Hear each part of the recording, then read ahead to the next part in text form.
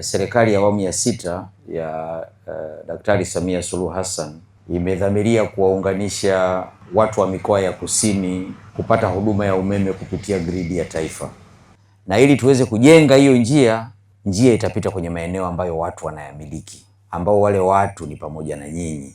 Serikali itatumia zaidi ya shilingi bilioni 5 na milioni 100 na kidogo kufidia watu wote ili muweze kupisha ujenzi uweze kuendelea.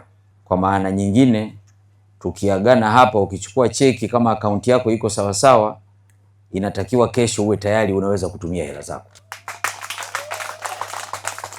Tunawashukuru sana jamani. Zoezi ndo linazinduliwa. Ndio maana amekuja mkurugenzi mkuu ndugu yetu Lazaro Twange, mkurugenzi mkuu wa shirika la TANESCO, kuanza zoezi hili. Kwa hiyo fedha awamu ya kwanza ambayo inatoka kwetu leo halmashauri ya Mtama kata ya Kiwalala milioni 253,831,201 kwa watu 78 au kaya 78 husika kati ya kaya zilizopo hapa kata ya Kiwalala. Ombi letu, tunaomba tutoe ushirikiano kwa TANESCO, tufuate miongozo yote itakayotolewa ambayo inatubidi tuifate ili kukamilisha mradi huu. Cheki 78 zitatolewa.